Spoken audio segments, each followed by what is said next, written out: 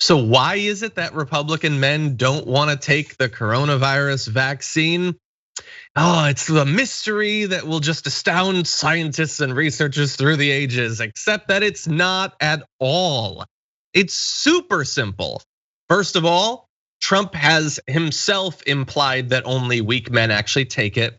But more importantly than that, especially because Trump has mostly receded into the darkness, at least for a little while, everyone they trust in the country has been trying to get them to question it. And we have been saying here for literally months at the Damage Report that Fox News was gonna turn on the vaccine, and people acted like I was crazy when I said that. Why would they do that? It's his vaccine, he'll get credit. And if people take it, we can go back to normal. It's everything they say they want.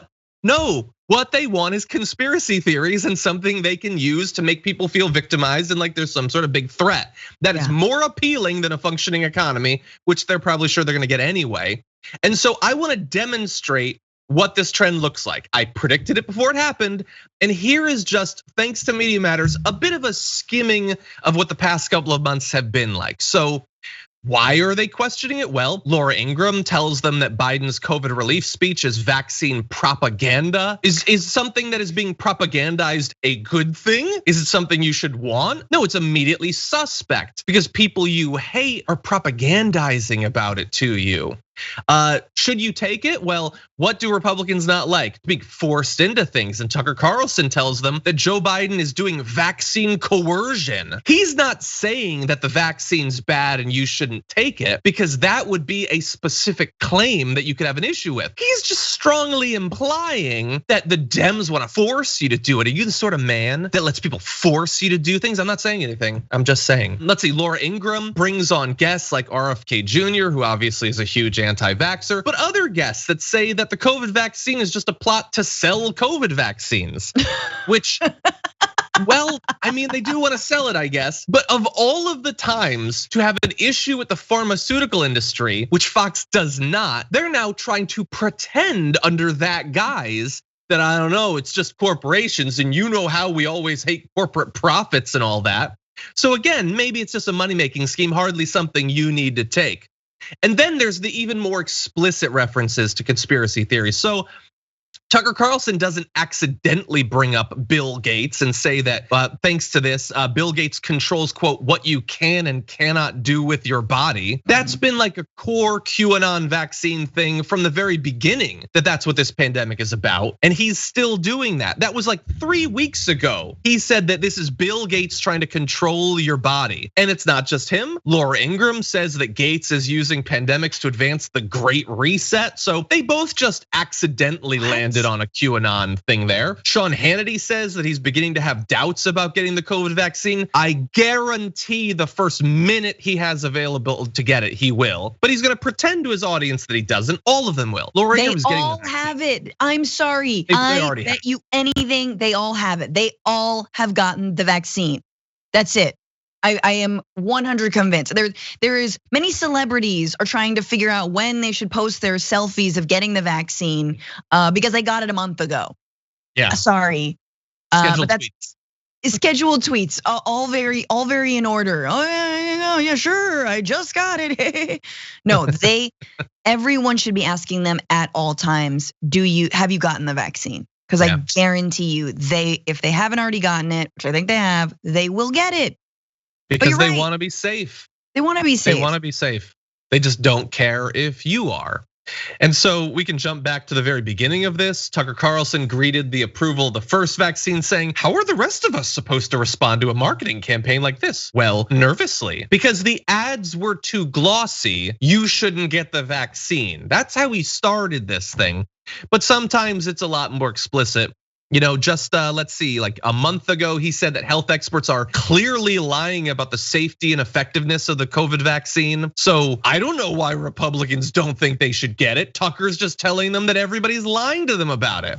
But the funny thing is sometimes, and after all, like I said, the key is wanting to make their audience feels like victims. Sometimes they will directly flip that when it's useful. So for instance, when the news came out that there were some programs in some states to make sure that lower socioeconomic status like areas or groups that are like areas that are predominantly non-white might have a little bit of preferential treatment, preferential chance to get it.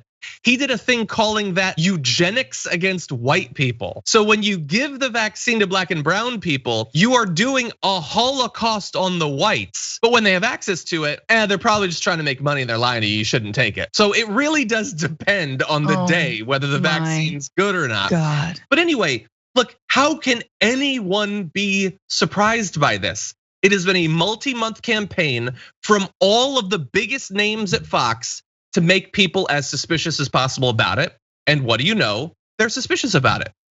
The mystery solves.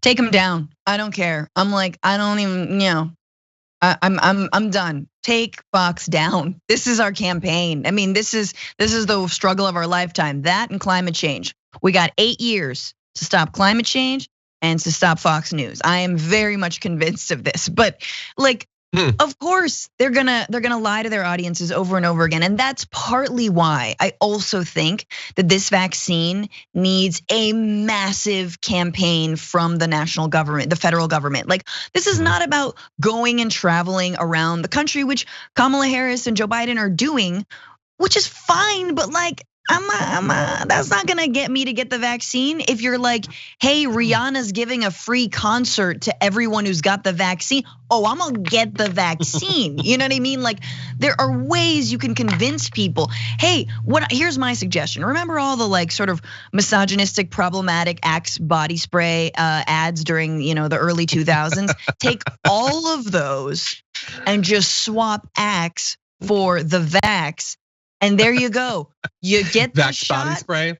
Yeah, Vax body spray. Girls are just all up in your pecs. You know what I mean? Girls are just, they're just topless women are chasing you off of cliffs, as a Monty Python sketch literally does. But like, this is what we should be doing. I'm serious. Like, you want to go clubbing? Get the vaccine, and then just do this. Just constantly repeat that. It's not about appealing to people's like, well, the community must be, inoculated. No. Get the vaccine, get laid. It's as simple as that. Simple. That should be bumper stickers. You should produce mugs. Yeah, you're right. We do need something better. And look, condoms. Write them on condoms. Just write it on the condom. As I said, her favorite thing is making me squirt. What's gross about that? Safe sex is gross. Okay.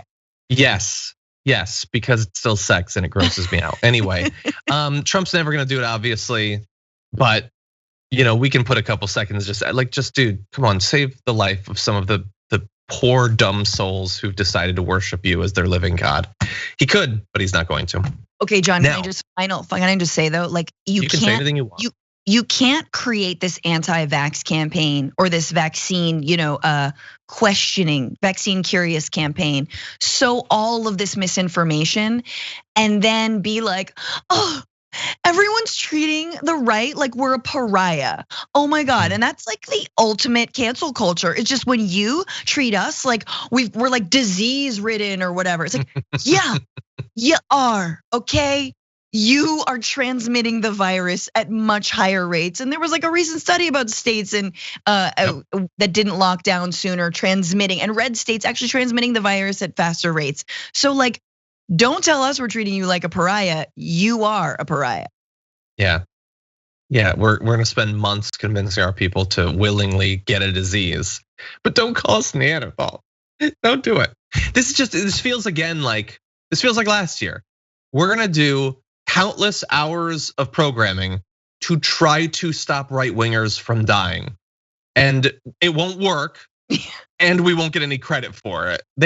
They will vastly prefer Tucker Carlson, who wants them to die if that's what it takes for him to be influential. Sure. To us who disagree on politics, but I want them to live. That's what we did all last year, and we're doing it now. We're getting vaccinated, right wingers. Like, if you're a conservative, you're watching this, we're gonna get it as soon as we can, and we're gonna die at lower rates.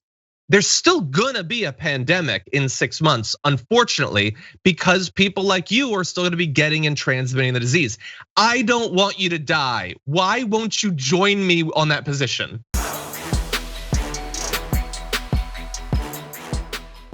For more political news breakdowns, interviews, stories of activism, and me trying my hardest to care about the occasional big celebrity news story, subscribe to our YouTube channel at youtube.com/thedamagereport. And you can ring the bell wherever it is so you don't miss anything.